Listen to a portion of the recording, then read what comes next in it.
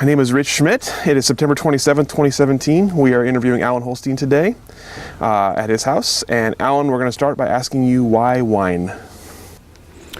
I came of age in a time and place in college. Napa was one piece to it. Napa was having a renaissance. It was coming of age.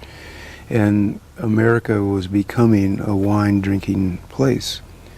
And Napa's renaissance sort of had a spin-off effect all over the country. I was going to college in Kentucky, of all places, and even Kentucky had an effect or an impact of that. They wondered, maybe we could do it. And they were, and so coincidental to that trend or movement, there was a kind of a back to the land movement that I got involved with. Wendell Berry is a famous Kentucky writer that was a big influence to me. He was a friend of my dad's, and I hung out with him and before he was famous. Anyway, both those things influenced me, and I began wondering. I guess lastly, Ken Wright, the well-known winemaker, and I were college roommates together, and we had a wild hair idea to give a wine appreciation class in the non-credit part of the university. And we didn't know what we were doing. We just went and bought a book, and we told people we were going to taste Burgundies. Okay, well, it was a way of tasting great Burgundies on someone else's dime. And we're like, this is different than that. And so all those things conspired to make me wonder why one wine could be so much different than another. Here I am. And so my professor at University of Kentucky had a connection at Oregon State, and I came out to start a PhD program in horticulture. And you get to a point of no return in a PhD program where you're too invested to quit. And I began looking around the landscape and saw wines being produced here that were far better than in Kentucky. And it was the West Coast after all. So I left Oregon State and took a job in Dundee in 1980. Well, years. And so what was that job? I was a vineyard manager for then Knudsen Erath. Dick Erath hired me, and he was the man on the ground, and his partner, Cal Knudsen, became a mentor of mine, and trial by fire. So as you're hired as a vineyard manager, how are you going about learning what you need to do? How are you figuring out sort of your role? Well, I had an academic background in plant science, and I had worked in vineyards. Dick Erath told me about the nuts and bolts. Hook that tractor up to that machine and go. And so that's where I was weak, was in mechanics. I used to think, instead of studying horticulture, I should have studied Spanish and mechanics. That's what made the world go round. And the academic background wasn't that much help until years later, when people would try and sell me some snake oil. I'd say, that doesn't make any sense from a physiology standpoint. And so it was trial by fire. In terms of the nuts and bolts of doing it, I didn't have a background in that, tractor repair and all that. I used to have this expression that, a can of worms is a common expression, but in those days I felt like I had a garbage can full of rattlesnakes, and it was all I could do to get the lid back on when I went home. So were there specific challenges to wine in Oregon that you were not prepared for, or that you were kind of learning on the fly? Well, disease prevention was one of the early ones. The pioneer guys that hired me had gone to Europe prior to my showing up, and they had some ideas that I was tasked with implementing. One of which was, they said, they have this system in France where they have wires on chains and they make everything go vertical. I'm like, oh, really? Well, where do you put the nails to put the wires on? Well, I don't know, split the difference. And so I think we had the first vertically trellised block on the West Coast.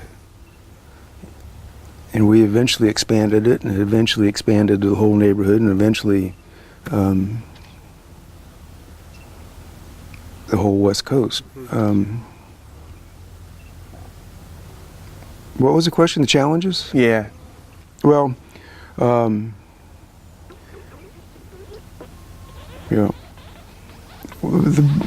of the biggest ones was in the understanding that we were just riding the coattails of the grapes. They were here to have baby grapes. And they didn't care as long as they achieved their end if we achieved ours. And so we failed in some years to understand how many grapes there were. On one hand, it was a light crop. It made good wine. It got the world's attention, but it was bad for business. On the other hand, 82 and 83 in particular, they set a big crop, and we didn't have the capacity to understand how big it was and how unable we were to ripen it to our standards in this place where we planted them. It was nuts. Why these things stick in my mind, I don't know, but 81 off Knudsen Vineyards that I was tasked with, we had 88 tons. And I got a little talking to that, the vineyard had to support itself and go figure it out. So I left more buds in the pruning come 82. I thought, I know how to fix this. We had 300 tons in 82, and the clusters weren't fully colored up. It was overcropped, and it didn't get really to red wine standards. It was 6 tons an acre. We didn't know that. We looked at it in advance, a good crop, but we didn't know how big. And 84 was just as bad. 84 was the first year I bought this vineyard. It was planted and producing. I didn't get it over 18% sugar. I had guys start a second label because what do you do with this? And it's not as simple as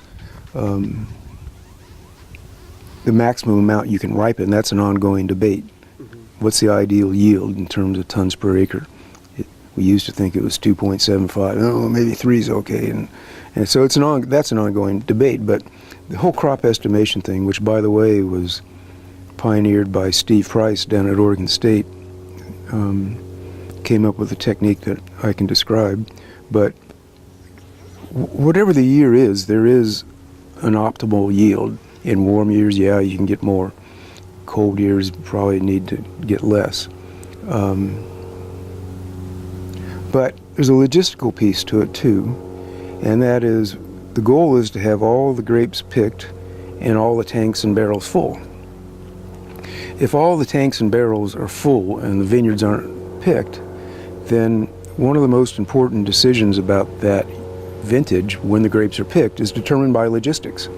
They can sit out in the rain for 2 weeks while the guys in the winery make room. They have a fermenter that it has to ferment, and they can't take any more grapes until it's done fermenting. Then they can press it and put it in barrels, and then they can go harvest some more and reuse the fermenter. That's happened when it sat out in the rain for 2 weeks. It also has to fit into a sales channel. That's finite, and if you overwhelm that sales channel, then the guys in that part of the business have to discount or start a second label. And so it was really breakthrough when we could finally say, okay, here's the goal. We want 3 tons an acre. We have 4.5, go thin it. So we like to think we were improving quality, and in some years I think we were, but we're also fitting it into a finite space and a finite sales channel. And so that took all the 80s to figure out.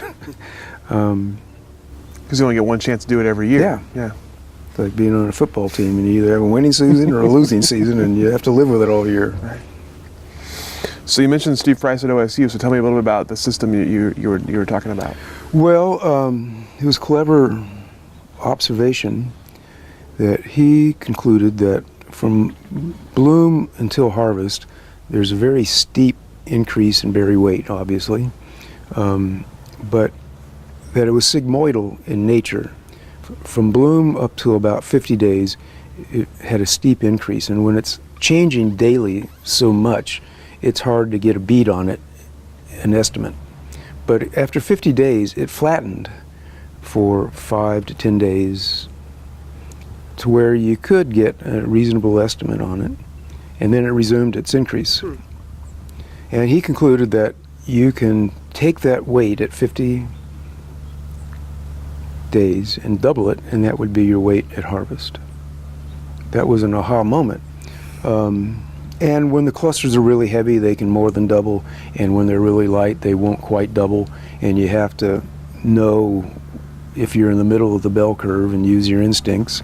And they're still arguing about, it's really 1.9 or it's 2.1. But at the end of the day, there's so much variation in the vineyard. When you're sampling, it's hard to get a beat on it. We came up with a technique that's pretty good. And we've gotten to be very good, my group.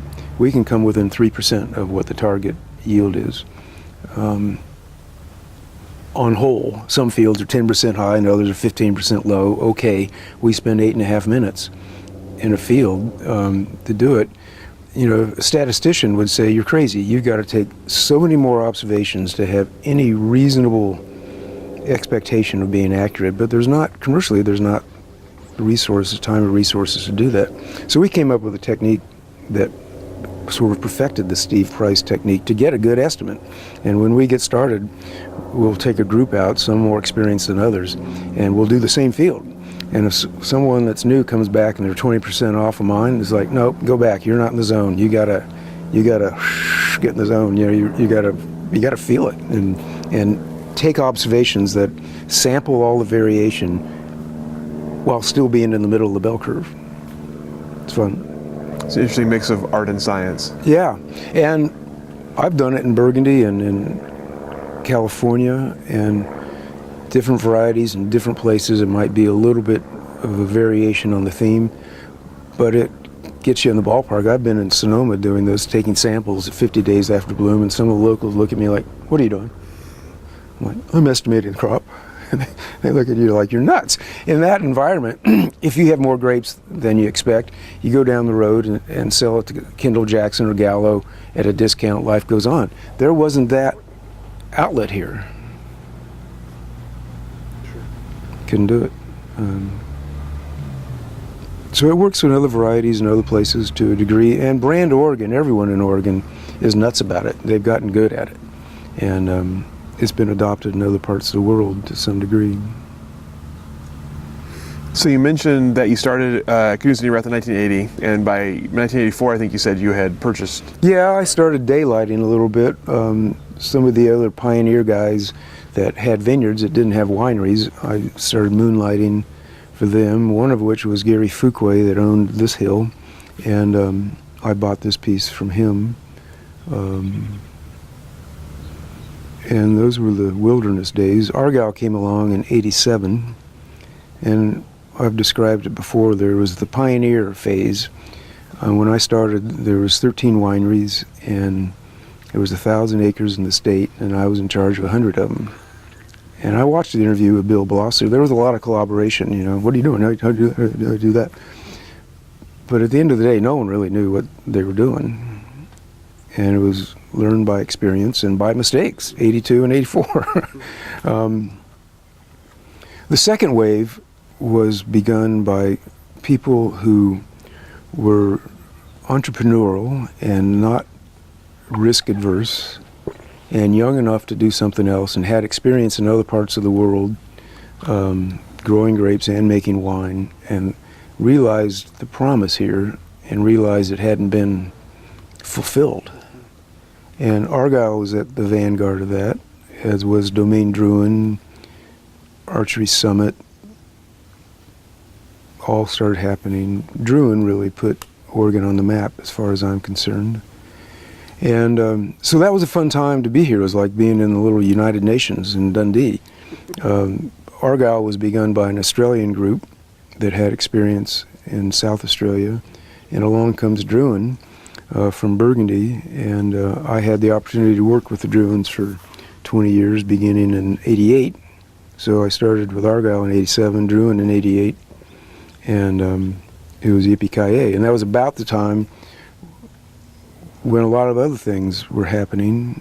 The release of the Dijon clones happened in '89, '90.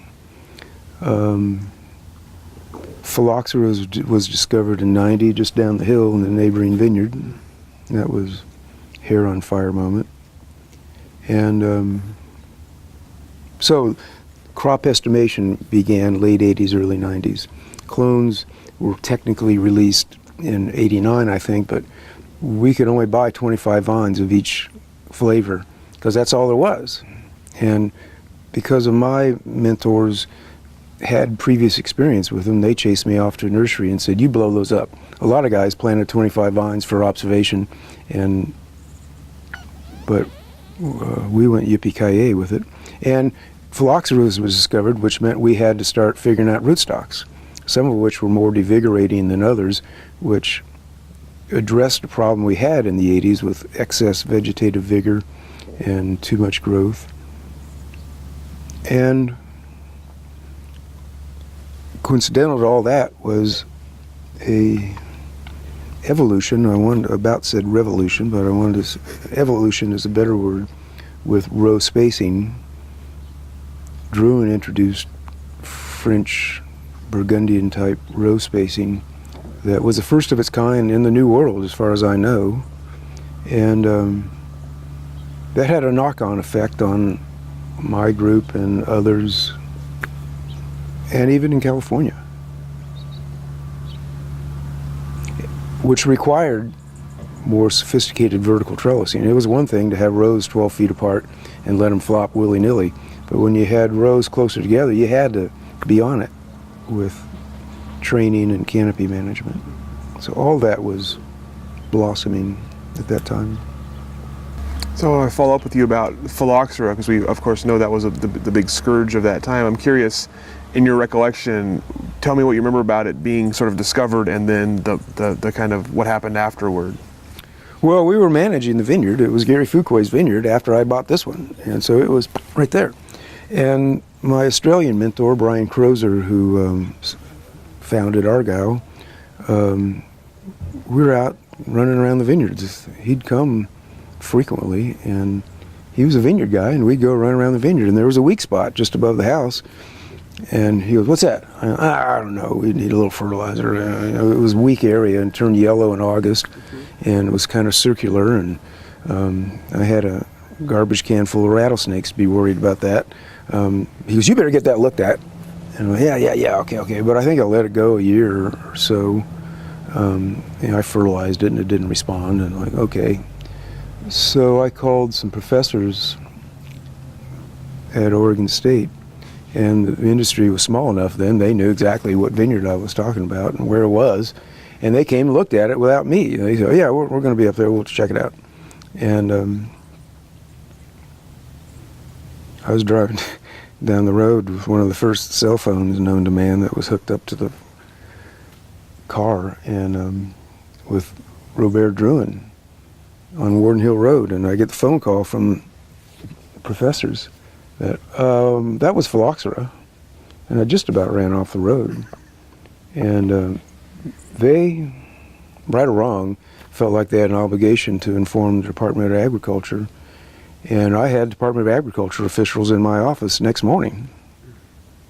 And I eventually got called in on the carpet to the director of the Department of Agriculture. I forget his name, but he was the boss. And he pulled me in and he goes, "Well, we want to write a quarantine order on all the vineyards you manage," because it was assumed that I could have been spreading it around unknowingly.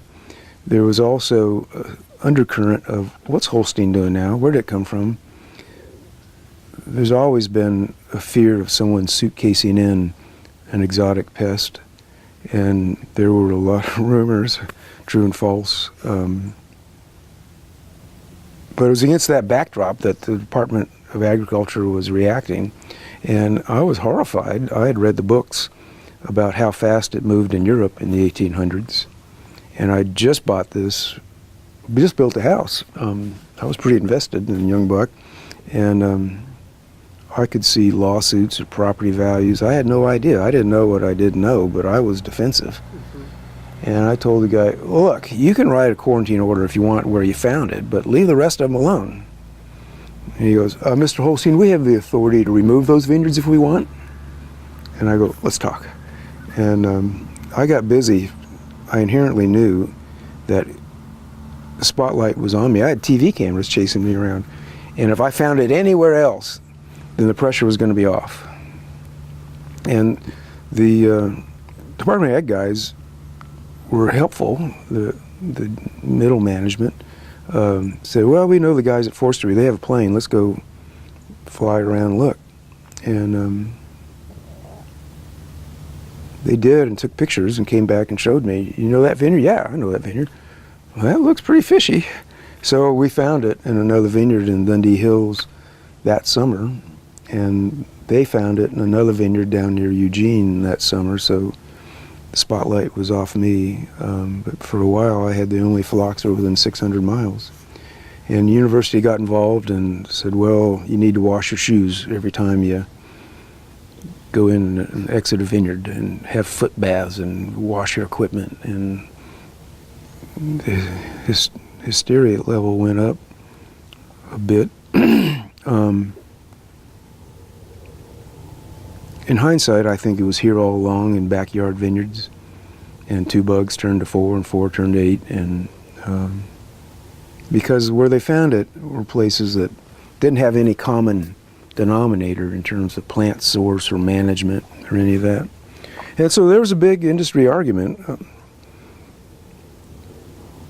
about, was it a 3 to 5 year problem or 10 to 20 year problem or what? And Brian Crozer, the Argyle guy, said it's a big difference if it's a 3 to 5 year problem versus a 10 to 20 year problem. And I just had assumed, based on what it did in France, that it would do that here. It didn't. It turned into a 20 year plus problem. And we're still replanting. But based on what it did in France, it could have gone up in smoke pretty quickly.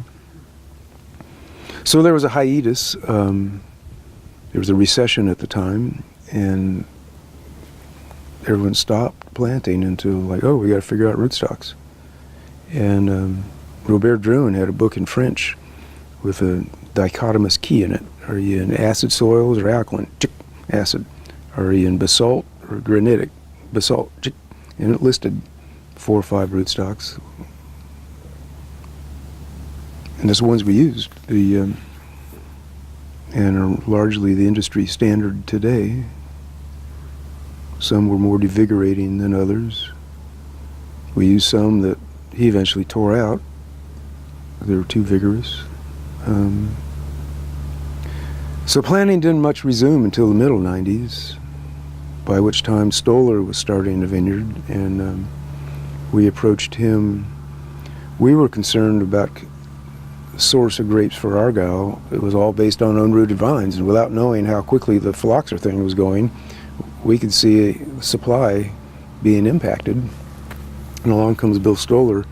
We thought, okay, we'll manage vineyard for you and we'll buy some grapes, and that'll be a way of maintaining a source. And so he jumped in a big way with grafted vines, and Knudsen first planted grafted vines in '93, and Drouin was planted grafted vines before they even found phylloxera. They'd had enough of it in France. They weren't going to take the risk, so they planted in '89 with some grafted vines, which were the first ones in Oregon. Someday be the oldest vines in Oregon. It was a wild time. Yippee-ki-yay. So I'm curious. I mean, you've mentioned a lot of different vineyards that you worked with, a lot of Pioneer Vineyards and, like say, Second Wave Vineyards. Sort of, what made them? What was unique about the different vineyards you worked with and the different personalities you worked with?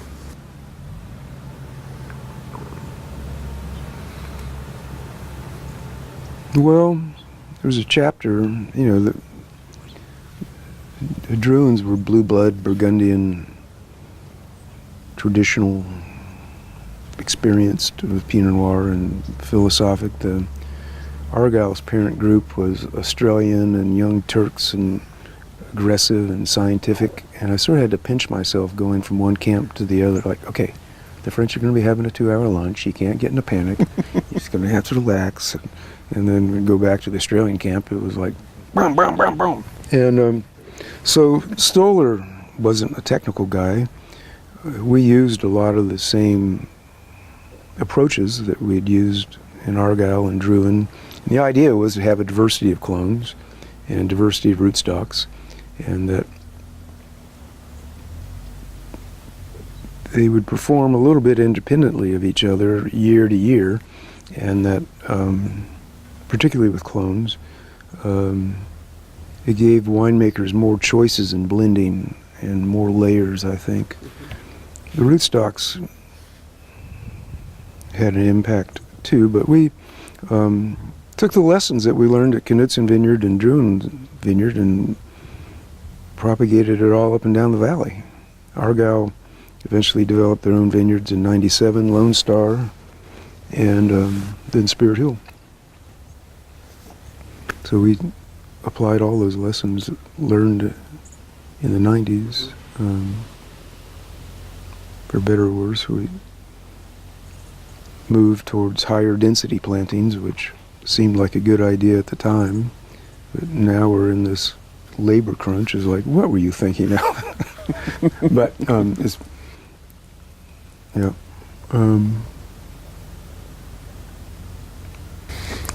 So how did you manage that many different vineyards and that many different sort of styles? How did you keep them separate? How did you keep them unique? Well, I had site managers. At my peak, I had 4 different sites, and each place had a site manager, and it was their job. I used to describe it. It was their job to keep the wheel in the truck, and my job to keep the truck on the road. And so we took direction from the clients and said, okay, mostly. We argued some. So yeah, at my peak we were doing 500 acres all up and down the valley at 4 different locations and had 35, 40 employees, and it took half a day just to make the rounds. And I depended a lot on the site managers. They were the unsung heroes, and the crews. We had excellent crews, and it worked. So what's your grape growing philosophy, and how did you develop it? Experience. Well, it's about balance. You know, we often say wine is balanced. Well, that comes from balance in the vineyard. And what's that mean, Alan? I gave a talk the other day where I had to think about this. You know, every plant has a balance between vegetative growth and reproductive function. Your tomato plant in the backyard, if you don't water it, it turns yellow and might have a bunch of little baby tomatoes that don't taste very good.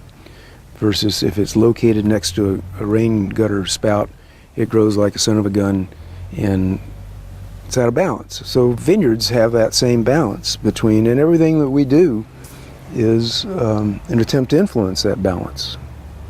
Whether it's grow more or grow less, thin off the crop, estimate the crop,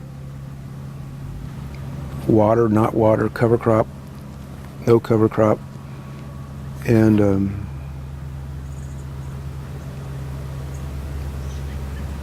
it's like having 2 gauges. One's for vegetative growth and the other's reproductive function, and they have a little wire in between them. They're related, and they both respond to the environment, and the needles are going like this all the time, and you're like looking at the needles and thinking about what you could do to get it to where you want, knowing all the time that the environment, the weather, can either exaggerate or mitigate what you do, and so it makes you twitchy. But early on, when in some of the successes in the 80s, 83 for example, that got a lot of attention, and I reflected back to the vineyards. What did they look like? How green were they? How did they grow? What was the balance?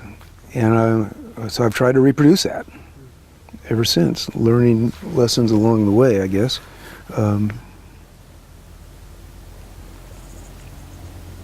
That grape growing philosophy is Mother Nature's in charge of this operation, and she just wants to have baby grapes.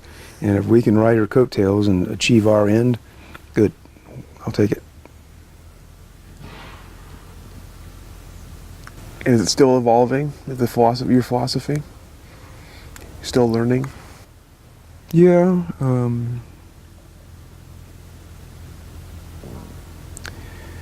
Yeah, you always look to the environment, and what's going to happen, and so you're learning whether you made the right decision or not.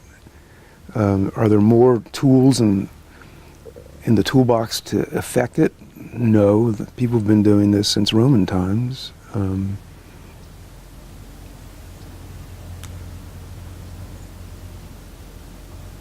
Yeah, you're learning in the moment. I can't tell you, here's a new technique.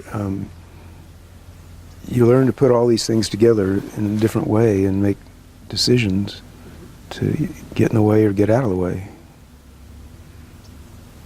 Not a very good answer, but I get it. Mm-hmm. What's your favorite part of vineyard operations? Well, I like planting new vineyards, partly because you don't have to harvest them.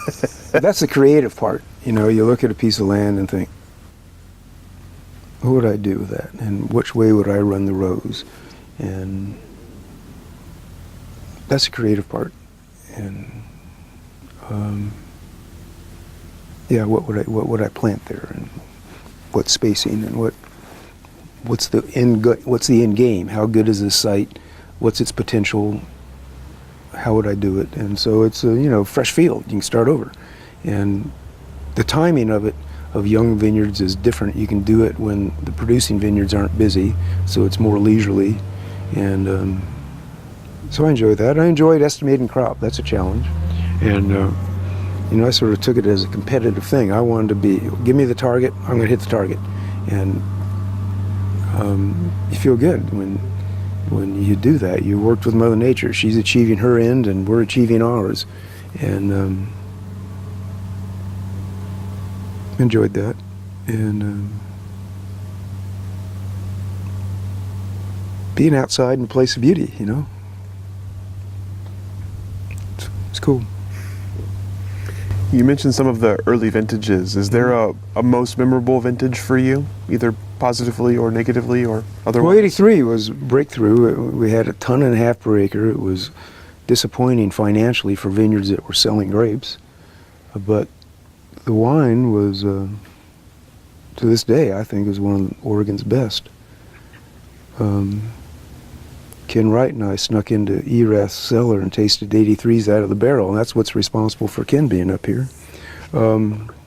87 was the first year of Argyle, and this is when we were learning about vine balance and harvest according to flavor, and it was a big yield, but, well, in the 80s, there's a lot of orchards in the area, and they clean cultivated. So the vineyard guys said, well, the cherry guys clean cultivate, we will too. But along the way, we thought, these are growing like hell. Why don't we plant a grass that can kind of compete and affect the balance? So we got smart in 87, and we planted grass every row. And it turned out to be wicked dry, and it sort of made the wines dumb. It was a learning year, and from that experience, we learned to do cover crop every other row.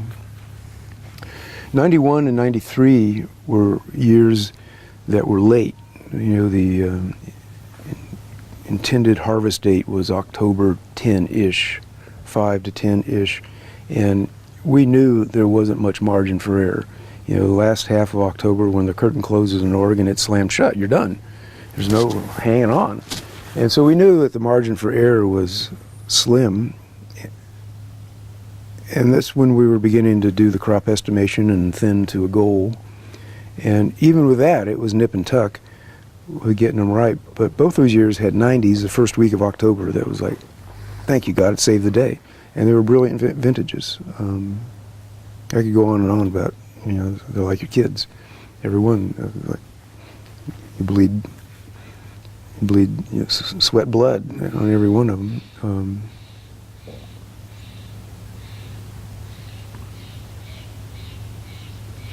Did you develop a preference for a certain kind of vintage? Did you like to prefer ones that were fairly easy and dry, or did you prefer ones that were a little bit of a challenge? Well, two-part question. What wines do you like to drink versus which ones do you like to work in? Yeah, as a vineyard guy, you always want to get it off early and just, it's going to rain next week. I saw a bird. And, I was always panicking. So you like the early ones. 02, 06. In the context of global warming and climate change, 92 we began harvesting in August, and it wasn't another year until 15, 16 that was harvested in August. And at the time, in 92, we thought, it's got to make California wine, but it turned out to be long-lived and Oregon style-ish. It was a good wine. It was unfounded angst about that. 84 was one of the coolest years until we hit 2011. So there's going to be blips in the longer term trend that is global climate change. You get blips, and you can't rest on your laurels and say, it's different now. We don't have to remember the lessons of old because they keep coming around.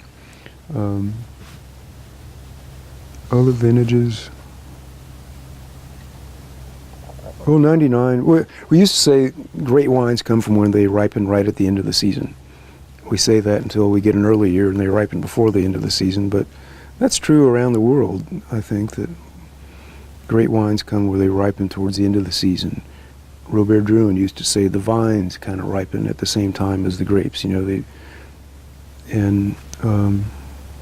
so yeah, late September, early October is wines I like to drink more, I think, versus the ones that on a day-to-day level you like getting it done in the sunshine and without any worry, and so different answers. So what accomplishments are you proudest of from your time in the industry?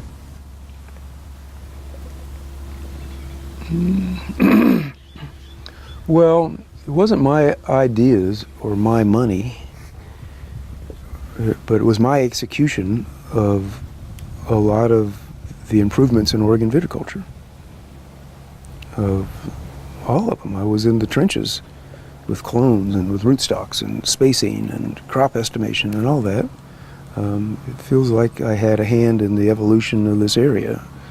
Just a hand, there was others, that we kind of pioneered the viticulture. The pioneer guys, the Erafs and Adelsheims and Letts, they had businesses to run and marketing to do, and I watched the Blosser interview where they went to the legislature for, I was in the trenches. I was the hired gun and of making it all work. And I'm proud of that. I'm proud of my involvement in the Live organization. It was one of the more rewarding things I've done. I was a late comer to it, but joined them at a time with all my acreage at the time and the cachet that provided. I joined, I think, in 2005, and I brought Drouin and Stoller and Argyle bloop, all at once. Here I am, and got involved and had an influence in the standards and where they became, I don't know, they're 35% of the acreage in Oregon, and it's sort of a best practices group that can adapt as the world changes. And so I was proud of that. And I've been involved in research efforts.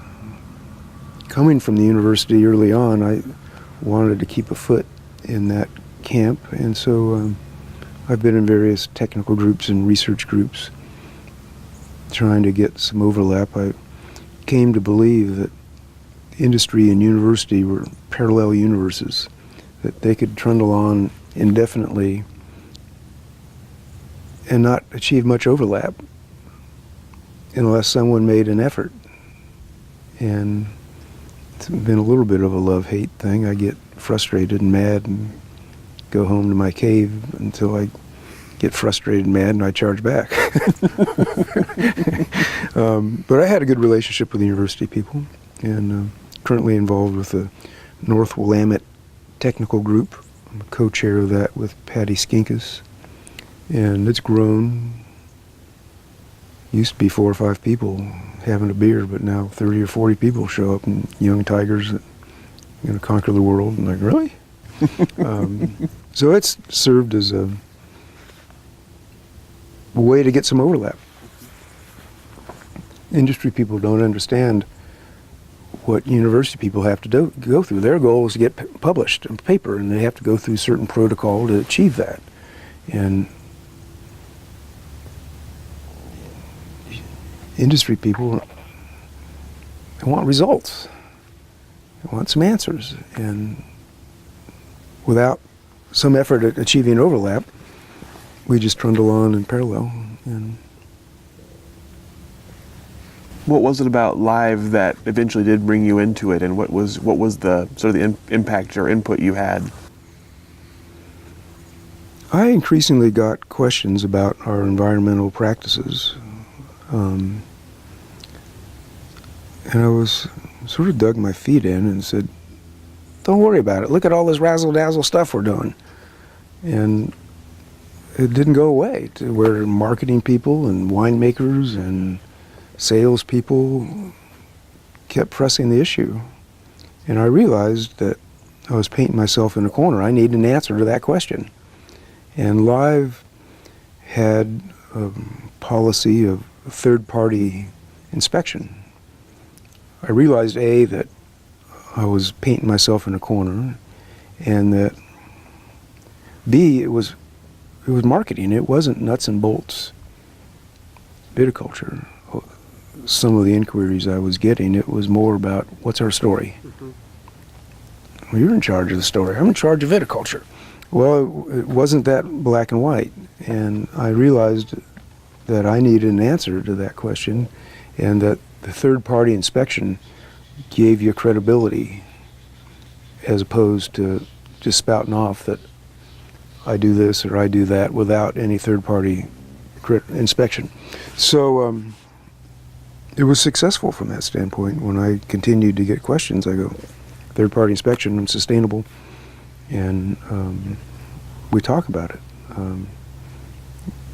It's a collaboration of industry, university, and environmentalists that talk about exotic pests and new challenges and what's the best solution to that. And it's not simple answers always. Yeah, so it was fun. Gave it legs. So besides the sheer size, I'm curious, what are some of the sort of the major changes you've seen in the industry over the years from when you started till now? Well, I talked about the first wave, the pioneer wave.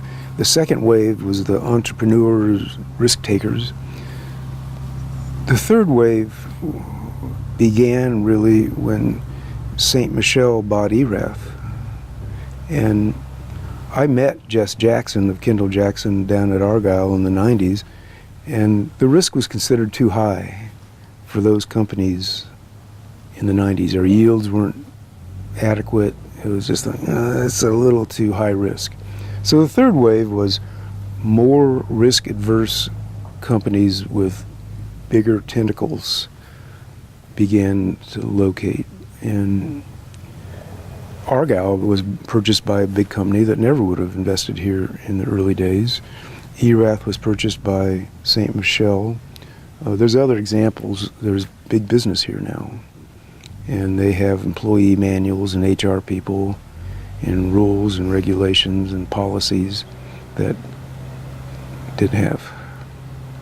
And I don't have big exposure to it But the fourth wave might well be venture capital people, investment types. And I don't know,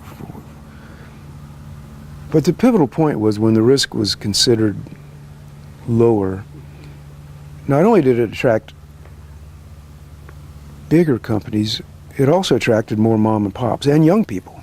My son is getting involved. He was born and raised in this house, and 3 or 4 years ago decided he was going to launch a brand. And I marvel at the young people showing up thinking there's a future here. Like, really? My son, one of them, and he got his hair on fire, going to go conquer the world. Great. And so you have all kinds of players now, and there's every wine region of the world really that I've visited, at least my opinion is, you got 20% of the people that are making the reputation for the area. They get the scores and personalities. You got another percentage that gets distribution, and these big, not articulating this well. In the early days, well, there's two kinds of models. There's the high margin, low volume, and in the early days, that's all there was because there wasn't any volume. And I use the example that in California, if you had too many grapes, you could go sell them to Gallo. That didn't exist in the early days here. It exists to some degree today because we do have high volume, low margin producers.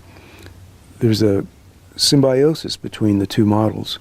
The high volume, low margin guys get distribution out in America, and they sell on largely on price, but they get people to try it, and it benefits the 20% that are selling the high margin, low volume.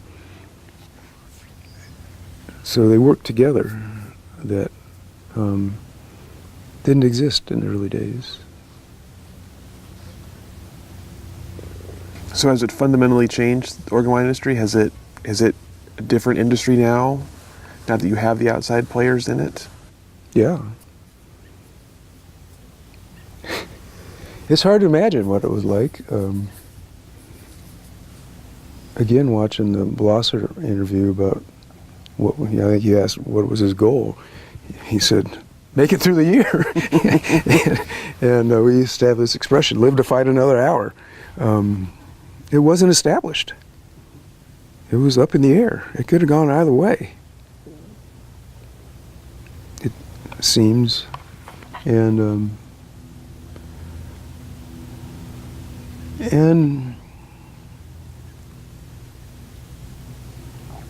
one of the pressures in the business is to sell direct to consumer. That's all the buzz now is. And this area hadn't matured enough in those days. Sure, there were tasting rooms, but they got a housewife to come in after she dropped the kids off, and she might have to leave early to go take them to the dentist or whatever. That was a scene. Now you have young professionals in hospitality that know how to do this, and they are creating a destination place. Last fall when Oregon was written up as wine destination of the world, that's changed. When the Allison opened, I just went down and went, that was 2009. I'm like, really? Because it was unthinkable. But so the area's maturing. They have, Domaine Serene, that fancy place they built just the next hill over, and all these places, they're hiring young, smart people. You don't build something like that and put out the sign and wait for someone to show up.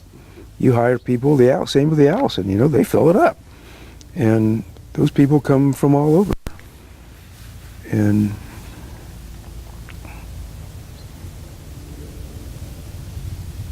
my son does crazy business right here. people drive up the road. A couple from Chicago yesterday, they're staying at the Allison. And they made an appointment with him to taste wines. And I stayed too long, so I came in and introduced myself and chatted him up.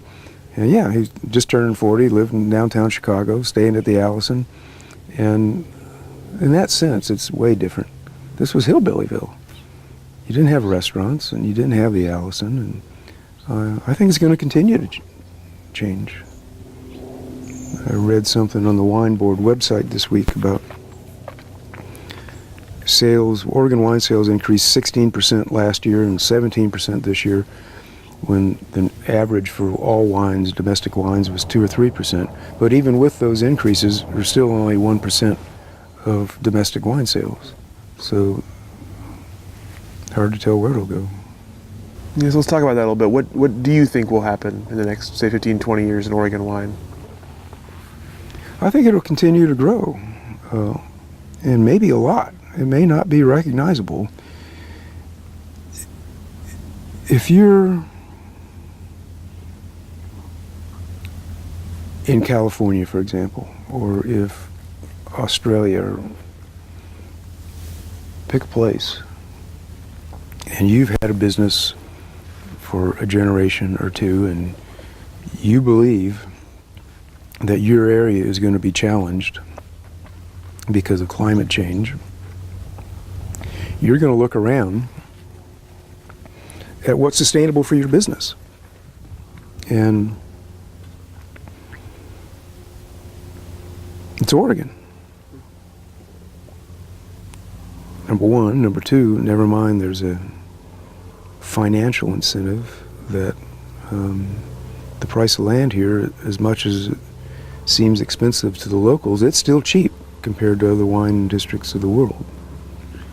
Part of that is because other wine places get higher yields than we do, but still, it's an enormous difference. And yeah, the top, Druin was here a long time ago, but it hasn't really gotten the play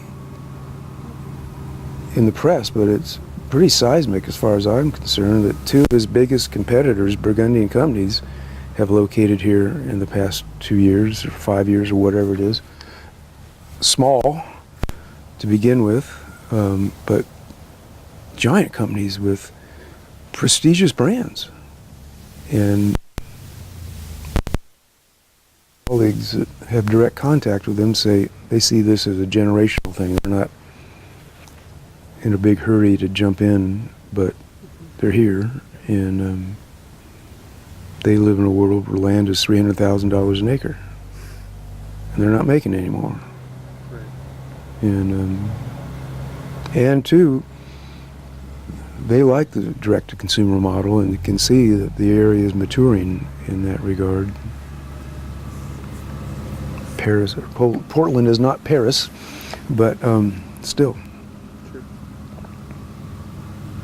So you've mentioned labor and you mentioned climate change. Those seem to be kind of the two big challenges wine in general, but Oregon wine is facing. How do you see those sort of playing out? I'm not too worried about the climate change thing in Oregon in terms of being too warm to grow Pinot Noir. At some levels, I say bring it on. We're at 700 feet here elevation, which has sort of historically been on the edge of being too high. But in recent vintages, it's a sweet spot. And if it gets that bad, you go higher in elevation. Sure, existing vineyards, what's considered A+ site now might become B- because it's too warm, but there's plenty of land uphill, higher elevation, that historically has just been too high. Or coast range, my God, there's land out there. So if it gets warmer, it opens up more land that could be planted to Pinot Noir. The other part of climate change is weird events, extreme weather, and you can't predict it. But one of my biggest anxieties is if we got an Arctic event. I've seen it get down to 4 degrees right here. And it was back before we had grafted vines. But we had damage. And if it got much colder than that, it would kill the vines down to the rootstock, and it'd be a mess. It'd be a disaster. Do you think mechanization is sort of going to become more common as an answer to lack of labor? Yeah, I think machine harvest will. I did a white paper on this subject where I looked at each job in the vineyard and analyzed it separate for its mechanization potential. And for the way we set up our vineyards, they're sort of high input, and there's limits to what you can do. But you have to splice and dice it. Machine picking, yes, that's coming. It's here, and there'll be more of it. You know, Washington, for example, out in eastern Washington, 98% of what they do gets machine picked. There's no one out there. And so machine harvest will be more and more of it. There's a way as pruning, but it involves techniques that may compromise you on yield. So why would you shoot yourself in the foot for yield in order to save a few bucks on machine pruning, which happens in the winter when maybe you can't get the equipment out in the first place? So there is machine pruning in the world, but it has its limits in Oregon for those reasons. You need scale to mechanize. The equipment's expensive, and there are people doing custom work. They buy the equipment and they charge you to do it, and they charge good money to pay for their equipment and to pay for their time. Or you can own it.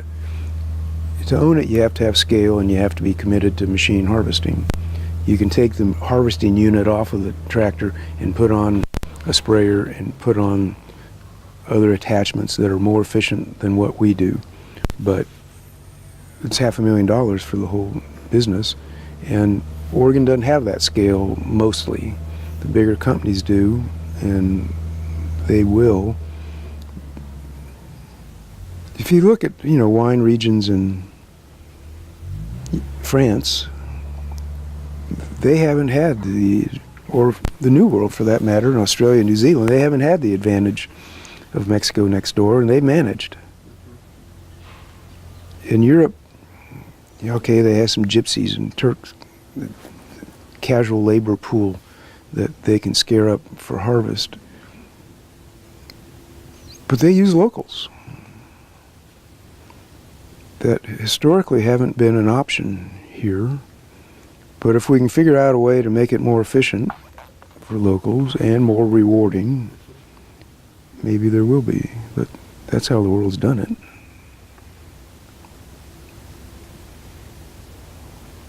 So what are you working on right now, and sort of what are your current projects in the industry?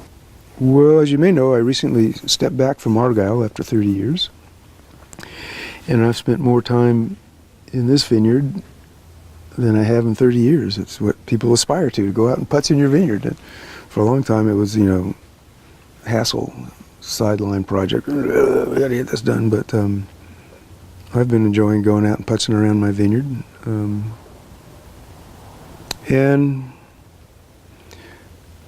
the way it played out, everyone's busy with the current project at hand, which is this year. I hope to insert myself in the off season and look for a role that I don't currently have. I don't know what that looks like, but new phase of life that I'm getting used to. Tell people for the first time in 40 years I don't have a kid, a dog, a wife, or a job. Kind of getting used to it. So, you know, be easy to kind of knee-jerk and panic, but I'm not. And take it as it comes. And you mentioned your son's getting industry now. Mm-hmm. So what is his sort of goal, or what is he hoping to do? Well, he started a wine brand, and in the context of succession, I told him that if he weren't interested, he's the only child, and if he weren't interested, a lot of people my age would be thinking about selling it. And since he is interested, the goal at hand is to be able to absorb all the grapes from this property and sell the wine to make the world go on. So you have to start somewhere, and he started small, and we continue to sell grapes to Purple Hands and to Argyle, and but the goal is for him to gradually absorb all the production, and if he sells it at the right price, it's enough for a living. He can then go buy some extra grapes if he wants to. He's got his hands full. He's making the vineyard decisions, and he called the crew to come for harvest tomorrow, and so he's assuming management of the vineyard and selling the wine and making the wine. We're going to put up a little building, it sounds like, back here. Currently he's making it at custom crush facilities where you have to pay money, and so he's going to borrow against his inheritance and put up a building. And that'll make it more sustainable for him, I think. And no, it's gratifying. They did some harvesting here the other day, and they were up here at dawn waiting for the crew, and sitting out here, and I was inside having my coffee, but I could see the angst on their face. Are they going to show up? And I was like, la-di-da. And so I took a picture of it and sent it to his wife, like, it's all yours now. And she got it and turned, she snapped some pictures of me as the sun was coming up, and this sort of pose. But I told him this, it's rewarding to see you guys getting involved, and it has been my project, and to see it go on. Mm-hmm. So that's all the questions I have for you. Is there anything else that I should have asked? Anything else you'd like to talk about? Well, more on the labor piece,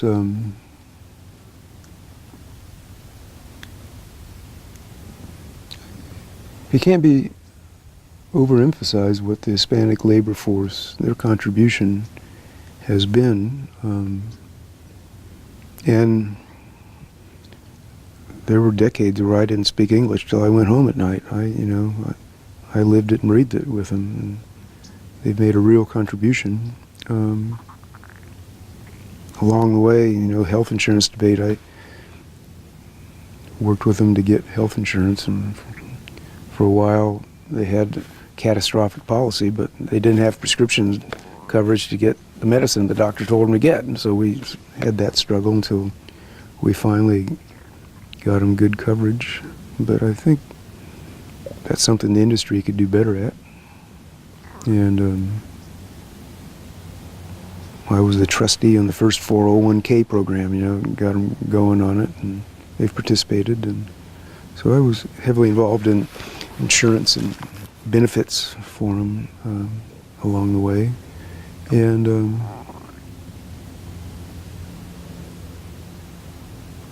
they made a real contribution. And no, I think talked about the evolution and the technique of growing grapes and all the things that happened, and how the industry's changed. I think he covered it pretty well. Well, excellent. Mm-hmm. Well, thank you so much for your time and for your answers and thoughtfulness. We really appreciate it.